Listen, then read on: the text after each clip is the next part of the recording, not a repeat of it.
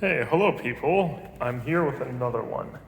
I have some updates I have to inform you about, or if you want to hear about it or not hear about it. First of all, I think I'm going to make a big change to my health. I had a lot of instances that has happened that made me rethink about how, and also signs how I should treat my body, and also methods that I used in the past that for some reason came to my mind as of recent, or they just happened to remind me. And one of them had to do with the instance of raising those two little doves, and the chicken that I had.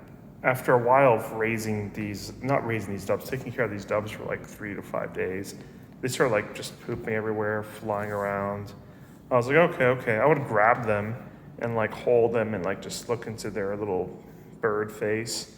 And I would like think about it like, oh, this chicken that I'm eating is pretty much like a bigger version of whatever I'm holding in my hands. And I don't know, I kind of felt like weirded out about the whole thing. I didn't have like religious experience, like, oh, like be a vegan or do that. It was just kind of the idea, like, oh, this is what that is, just smaller.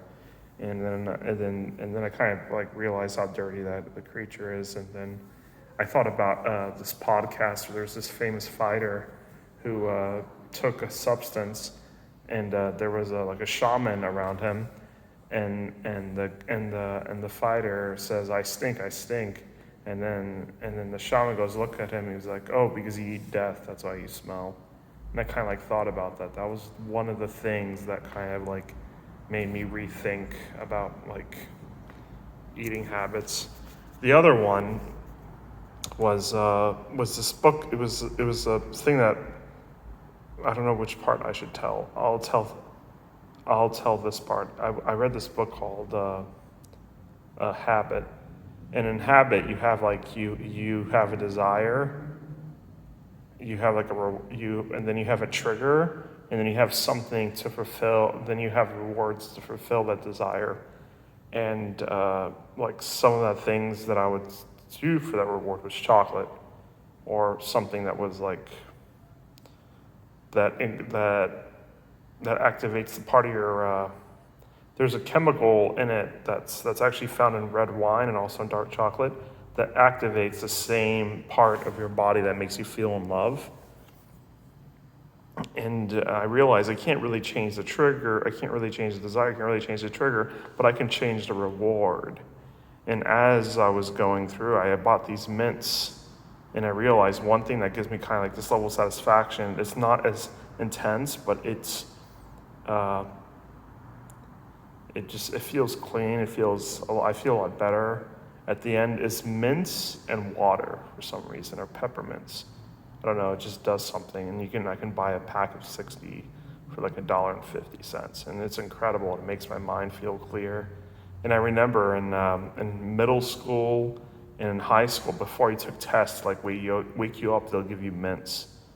And it's a very positive, has a very positive effect. And also, there was a story of this Frenchman born in the mid 18th century called Terrari. And his name kind of reminded me of the video game that I used to play like years and years ago called Terraria, which is kind of like Minecraft but 2D. But besides the point, this guy was a person who had this glut. He was a glutton. Like he had to always eat. He had like some disorder, which made him always hungry. And he was a peasant, and he would eat things constantly, nonstop.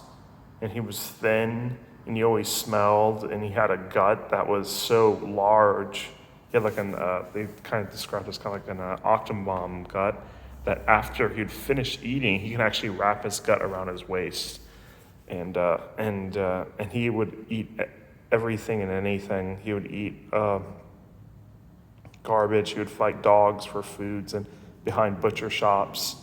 His abilities were actually utilized after he was kicked out of his house because of his constant desires of having to eat. oh, actually before then he was like a street performer, which people would feed him like a whole bucket of apples and he'd eat them, like raw meat, and he'll eat anything. And then eventually he was picked up by the by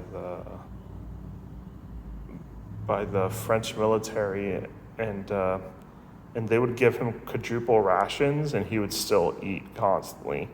And eventually, the medical examiners wanted to see like how far his abilities to eat would go, and he would eat like they would feed him whole seals. He would tear a cat in half and then eat the cat, and then they give him quadruple rations. He'd eat all the rations and eat. Then he would still want to eat, and so eventually they saw that he was that he couldn't stop eating. So like, okay, way to utilize your abilities, and he was enlisted in the military at the time. So they would use him as a spy, and he would eat a box, and he would take that box and transport it to like in his gut, and he can hold it for like 3 days. But eventually he was caught, and there was a message in there that wasn't like too important. So they eventually just were like, okay, they give him a mock execution to like make fun of him, and they sent him back to his country.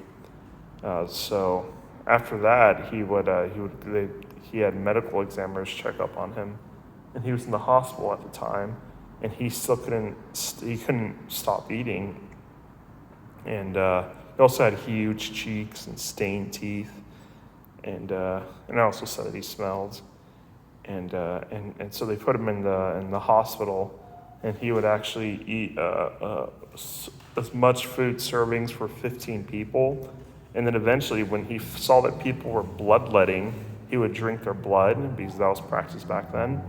And he also was like when he found bodies, he tried to eat bodies too. But then they like caught him, and they're like him raiding all the pantries, him eating everything in back of the butcher shop. And then one day he was like, they checked up on him, and they realized that there was a 14-month-year-old kid that was missing. And they kind of were like, oh, it was you, it's Harari. Like, he couldn't stop eating. So eventually, like, he went too far with that, and they just kicked him out the hospital because he was like possessed with his hunger. And yeah. And then he eventually died of tuberculosis. And when they finally looked into his system, his whole body, like when they open his mouth, you can see straight all the way through his stomach. Like, his stomach cavity was so huge. It was like his body was mostly designed for eating. And just that story was like kind of grossed me out. And also switching out the diet plan. So now I'm sticking more to teas. I'm moving around more. I like the feeling of feeling light instead of feeling like, and I don't know, that kind of like creeped me out, like how far someone can go if you end up eating and you build up that mental habit of like constantly having to stuff your face, and it's like gross, and it makes you sweat. And that guy Terrari sweat a lot, but I sweat a lot for other reasons. I drink like a gallon and a half of water a day. It's like, but it keeps, I don't know, I think it keeps this is like my grass in my head, so it does have some benefits, like drinking water all the time. I have thick stubby hair, so that's pretty cool. And so what I'm trying to get at is that you can replace your bad habits. Like, you can't replace the triggers, you can't replace the desire, but you can replace the reward for something beneficial. And like, even try to scare yourself. I know the world tries to be positive in things when you like do something, like be positive, have good emotions, but sometimes it's good to terrify yourself about certain things, and just not practice them, and then feeling the benefit of feeling healthy. Like that's what those cigarette videos did to me, where they would have cancer, they would be in the hospital, and they're like, don't smoke, and you'll see like their guts and their organs and stuff from the cancer that just ate up their body. And so I never had a desire to smoke. I don't know why people smoke. I'm surprised people who've seen those videos that they still smoke. And and just like, you can scare yourself away from and from having these desires. So yeah, so that was for your health, and I hope that you guys, darn, it looks like a line. Yeah. So so treat your bodies well, and if you treat your body well, it'll treat you well, and you'll live and be able to experience things, and it'll be great. So I just wanted to tell you that. And also, I avoided chicken for another thing that I realized about chicken, that I used to eat chicken with so many other things. I know for some reason when I have chicken, I'm like, oh, why don't I have this with this? Why don't I have that with that? It's kind of like a gateway food to other foods, chicken. Like, even though it can be like healthy for you, there's just something about it with my past experiences with chicken makes me want to have other things with it. So it's not really a good thing for me. So I don't know. I just guess it's going to remain in the fridge. And yeah. So see you guys. For your health, take care of your bodies so you can have a full set of hair, good eyes, big muscles, and hopefully a smaller gut, so you're flexible. That flexibility is important. Okay, take care, peace. Consta out.